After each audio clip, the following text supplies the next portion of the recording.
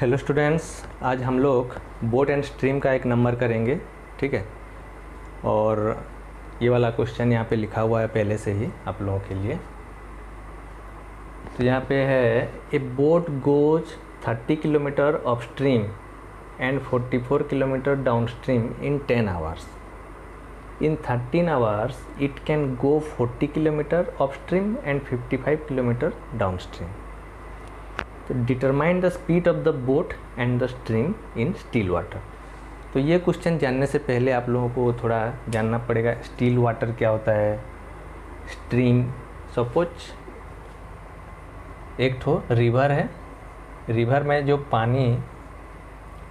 पानी को स्ट्रीम बोलेंगे हम लोग यहाँ पे, और रिवर ये डाउन ऐसे जा रहा है यहाँ पे। तो ये अगर एक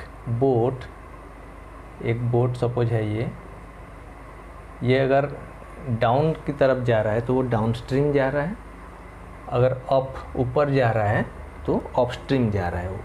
ठीक है, और स्टिल वाटर बोलने से एक सपोज स्टिल वाटर जहाँ पे पानी थम के है उसको हम लोग स्टिल वाटर बोलेंगे। पानी मूव नहीं कर रहा होगा तो वो स्टिल वाटर है। तो पॉन्ड का जो वाटर है वो स्टिल वाटर है। ठीक है, और हमारा रिवर का रनिंग वाटर है। तो यहाँ पे बोला है a boat goes 30 kilometre off stream. Of stream में ये पानी के अगेंस्ट में, रिवर के अगेंस्ट में ऑफ स्ट्रीम जा रहा है 30 kilometre of, and 44 kilometre down stream. Down stream में 44 किलोमीटर जा रहा है, तो उसको टोटल में 10 आवर्स लगते हैं। ठीक है, और it can go 40 kilometre off stream. अगर 40 किलोमीटर ऑफ स्ट्रीम गया और 55 किलोमीटर डाउन स्ट्रीम गया तो उसको टोटल में लगता है 13 आवर्स। तो हमको स्पीड डिटरमाइन करना है किसका, बोट का एंड स्ट्रीम का। स्ट्रीम मतलब ये पानी का बहाव कितना है और बोट का स्पीड कितना है, हम लोगों को निकालना है इन स्टिल वाटर। बोट का स्टिल वाटर में निकालना है। Speed of the boat and the stream in still water, ये वाला होगा speed of the stream and boat. Speed of the stream and boat in still water. Boat का still water में निकालना है उसका स्पीड, और स्ट्रीम का स्पीड निकालना है। तो देखो यहाँ पे हम लोग क्या करेंगे,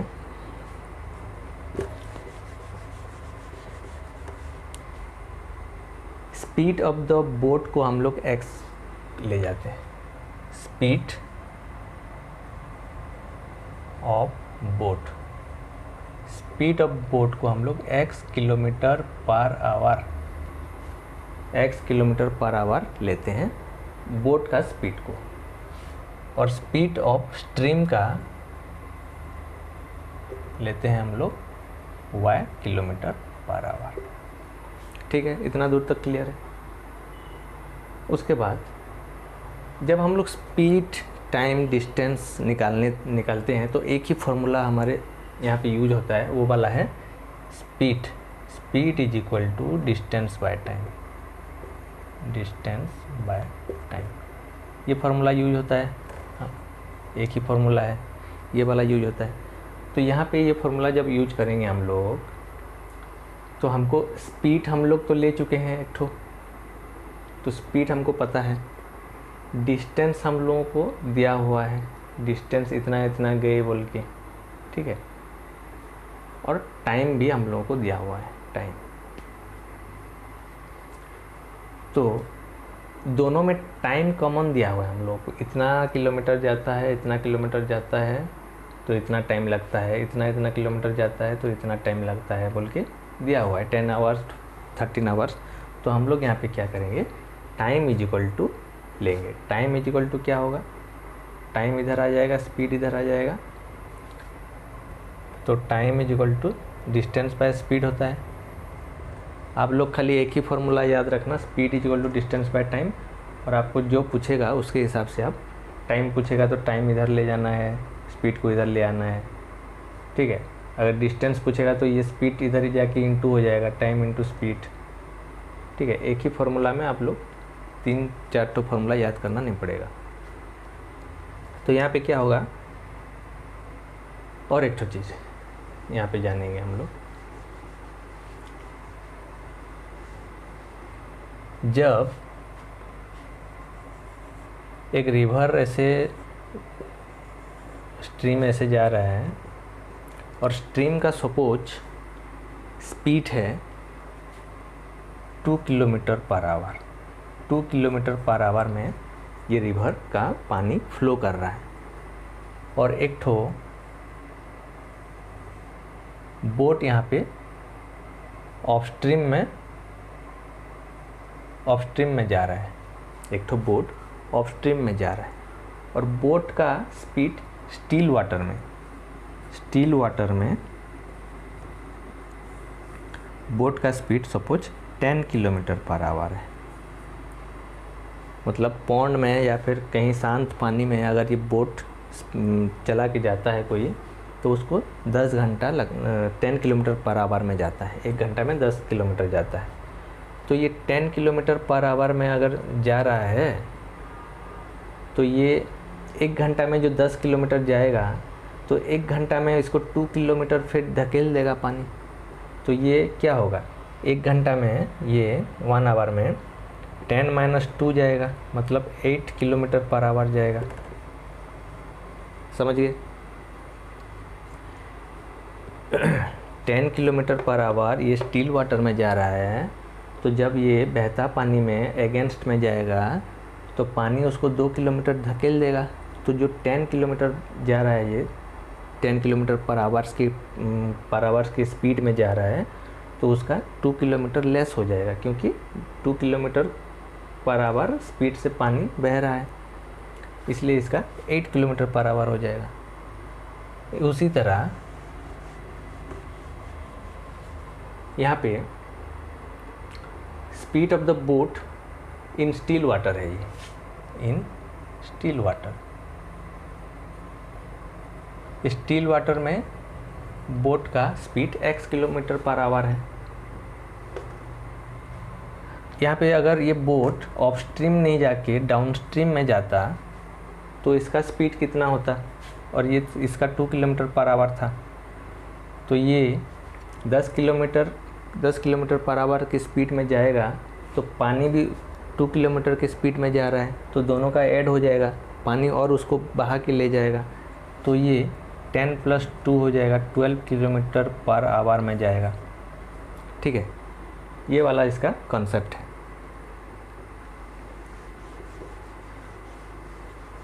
तो यहाँ पे बोट का स्पीड है, ये ऑफस्ट्रीम कितना होगा इसका स्पीड, ऑफस्ट्रीम में अगर जब जाएगा ये ऊपर, तो ये हो जाएगा x - y kilometre per our हो जाएगा। समझे कि नहीं ये वाला? क्योंकि x किलोमीटर पर आवर जो है ये बोट का स्टिल वाटर का स्पीड है, और ये ऑफस्ट्रीम अगर जा रहा है तो पानी के अगेंस्ट में जा रहा है, तो स्ट्रीम का y किलोमीटर पर आवर में है, इसलिए माइनस हो गया, और डाउनस्ट्रीम में जाएगा तो प्लस हो जाएगा। तो डाउनस्ट्रीम में क्या होगा, ये x + y kilometre per our हो जाएगा। ये वाला समझ में आया कि नहीं? जब ऑफस्ट्रीम में जाएगा तो माइनस होगा, डाउनस्ट्रीम में जाएगा तो प्लस होगा, क्योंकि ऑफस्ट्रीम में पानी के अगेंस्ट में जा रहा है तो पानी धकेल देगा उसको, ठीक है, तो उसका स्पीड कम हो जाएगा, इसलिए माइनस हो रहा है। और डाउनस्ट्रीम जब नीचे जाएगा तो पानी के बहाव में चला जाएगा, तो पानी का स्पीड भी उसके साथ प्लस हो जाएगा, इसलिए डाउनस्ट्रीम में प्लस होगा। तो ये स्पीड हमको पता चल गया, ये वाला स्पीड, अपस्ट्रीम में इतना स्पीड, डाउनस्ट्रीम में इतना स्पीड बोल के पता चल गया। और कितना किलोमीटर जा रहा है, ये डिस्टेंस तो हमको दिया हुआ है, 30 किलोमीटर अपस्ट्रीम, 44 किलोमीटर डाउनस्ट्रीम। तो जब ये 30 किलोमीटर ऑफ स्ट्रीम जा रहा है तो हमारा फॉर्मूला जो है time is equal to distance by speed. तो ये है डिस्टेंस, अगर ये 30 kilometre suppose time t1 30 kilometre off stream जा रहा है तो स्पीड कितना हो रहा है ऑफ स्ट्रीम में, x माइनस वाई इतना टाइम में, क्योंकि हम लोगों को off stream and downstream दोनों का टाइम 10 आवर दिया हुआ है।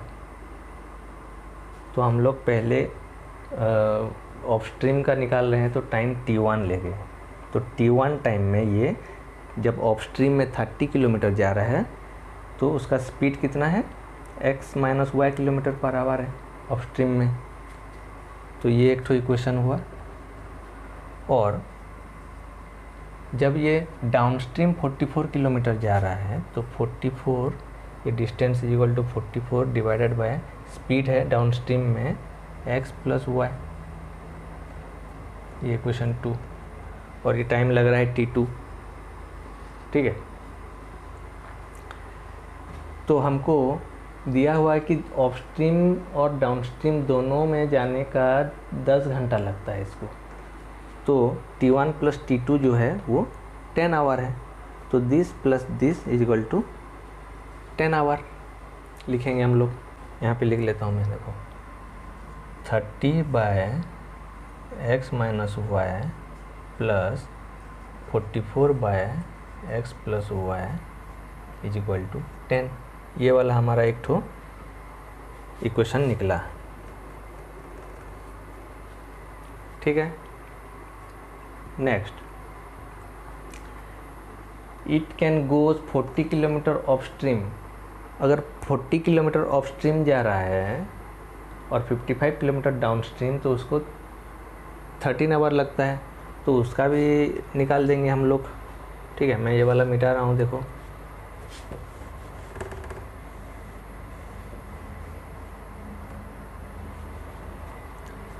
तो यहाँ पे बोला है कि 40 किलोमीटर ऑफ स्ट्रीम में जब 40 किलोमीटर जा रहा है तो 40 डिवाइडेड बाय ऑफ स्ट्रीम का स्पीड है x minus Y t1 time में, और t2 टाइम में 55 किलोमीटर डाउन स्ट्रीम जा रहा है तो 55 डिवाइडेड बाय स्पीड है x प्लस वाई। तो ये दोनों का टाइम मिला के है 13 आवर। तो इसको हम लोग लिखेंगे 40 by x minus Y plus 55 by x plus Y is equal to 13। ये क्वेश्चन 4। तो ये मेन दो ठो इक्वेशन हमको मिला, ठीक है। इतना दूर तक आने के बाद हम लोगों का लीनियर इक्वेशन वाला फॉर्मूला यूज करेंगे अभी। तो रिड्यूसेबल वाला जो हम लोग पढ़ रहे थे अभी यहाँ पे रिड्यूस करके ये वाला सॉल्व करेंगे।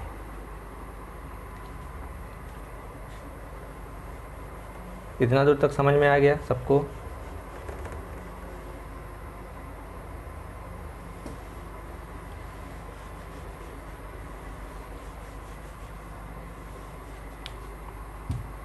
तो यहाँ पे हम लोग क्या करेंगे, 40 को इंटू करेंगे और ये 1 बाय एक्स माइनस वाई को अलग रखेंगे, क्योंकि इसको हम लोग p या a कुछ ले जाएंगे उसको, plus 55 into 1 by x plus Y is equal to 13। और ये वाला सेकेंड इक्वेशन है, ठीक है, मतलब फोर्थ वाला है ये। और थर्ड वाला 30 1 by x minus Y plus 44 1 by x plus Y is equal to 10, ठीक है।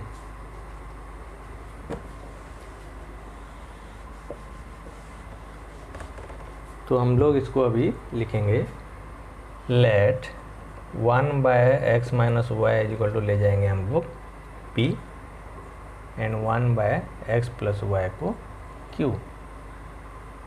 तो ये हो गया हमारा 40 40p plus 55q is equal to 13 and 30p plus 44q is equal to हो गया 10। ये हमारा रिड्यूसिबल वाला इक्वेशन निकल गया। अभी हम लोग इसको किसी भी मेथड से सॉल्व कर सकते हैं, चाहे एलिमिनेशन मेथड, चाहे सब्स्टिट्यूशन मेथड, चाहे क्रॉस मल्टीप्लिकेशन मेथड। आप लोगों को जो वाला इजी लगता है उसी में कीजिए, क्योंकि हम लोगों को कुछ बोला नहीं है, खाली सॉल्व करने के लिए बोला है। ठीक है, सब्स्टिट्यूशन मेथड में करते हैं। तो ये वाला इसमें हम लोग निकालते हैं 30p is equal to 10 minus 44q और p इज इक्वल टू 30, इधर आके डिवाइड हो गया। तो अभी p का वैल्यू हम लोग इसमें डालते हैं 40 into 10 minus 44q divided by 30 plus 55q is equal to 13 implies ये इंटू हो जाएगा 400 माइनस 44 इंटू 40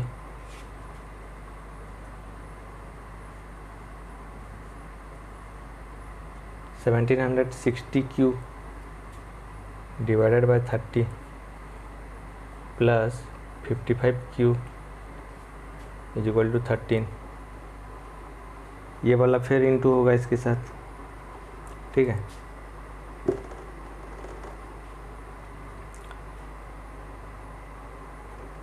ये हो गया 400 माइनस 1760q प्लस ये इंटू करते हैं 55 इंटू 30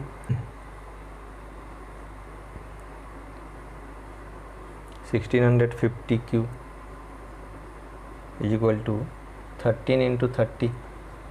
ये वाला इधर जाके इंटू हो गया। तो देखो ये वाला क्यू वाला है दोनों, तो प्लस माइनस माइनस होगा। तो 400 माइनस ये 1760 से 1650 गया 110 क्यू इज इक्वल टू ये 390। तो ये माइनस 110 क्यू को उधर ले जाएंगे तो ये 400 और ये इधर आ गया माइनस 390 इज इक्वल टू ये 110 क्यू। ये हो गया 10 implies 10 is equal to 110 q implies q is equal to 10 by 110। तो ये 1 by 11 q is equal to हो गया हमारा q is equal to 1 by 11। ठीक है, तो क्यू का वैल्यू हम लोग पुट कर देंगे अभी।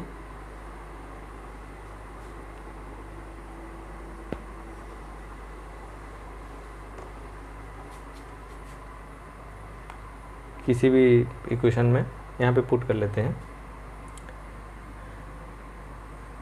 30p प्लस 44 इंटू क्यू का value 1 by 11 is equal to 10। तो ये कट गया 11 4 जा, तो 30p plus 4 is equal to 10 implies 30p is equal to ये माइनस 4 इधर प्लस 4 इधर आ गया माइनस 4 हो गया तो 6 हो गया 10 माइनस 4 6 और ये p is equal to 6 by 30। तो ये 1 5 p is equal to 1 by 5। ठीक है, तो p is equal to 1 by 5 निकला और q is equal to 1 by 11 निकला। तो हम लोग p का वैल्यू लिए थे 1 बाय एक्स माइनस वाई, तो p is equal to 1 by 5 है तो 1 by x minus y is equal to 1 by 5। तो x minus y is equal to 5 और q का 1 by x plus Y is equal to 1 by 11 implies x plus Y is equal to 11। तो अभी यहाँ पे और एक तो क्वेश्चन निकला हमारा, तो इसको सॉल्व कर लेते हैं। यहाँ पे देखो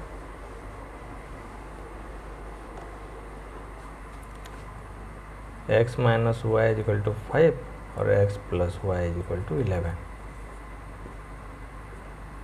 तो कट गया ये, minus 2y is equal to हो गया -6 और y इज इक्वल टू हो गया 3। ठीक है, तो x का वैल्यू निकाल लेते हैं। यहाँ पे फर्स्ट में x minus y is equal to 5 निकला था, तो x माइनस वाई का वैल्यू 3 पुट कर लेते हैं 5, तो x इज इक्वल टू -3 उधर गया प्लस हो गया तो 8, x का वैल्यू 8 हो गया। तो यहाँ पे स्पीड ऑफ द बोट का हम लोग x किलोमीटर पर आवर लिए थे, तो x का 8 निकला तो 8 किलोमीटर पर आवर, और y स्ट्रीम का लिए थे y किलोमीटर पर आवर, तो y 3 निकला तो 3 किलोमीटर पर आवर। तो हमारा ये ऑप्शन दिया हुआ है 8 kilometre per our and 3 kilometre per our, ये वाला हमारा राइट आंसर है, ऑप्शन नंबर 1 ए। ठीक है, समझ में आ गया आप लोगों को। तो ये वाला था बोट एंड स्ट्रीम का एक क्वेश्चन, जो कि आप लोगों का 3.6 एक्सरसाइज में भी आएगा। एक तो ऐसा टाइप का क्वेश्चन हम लोग नेक्स्ट वीडियो में 3.6 का वीडियो जब देखोगे आप लोग, उसमें सारा एक्सरसाइज पूरा क्लियर करेंगे हम लोग। Okay, thank you.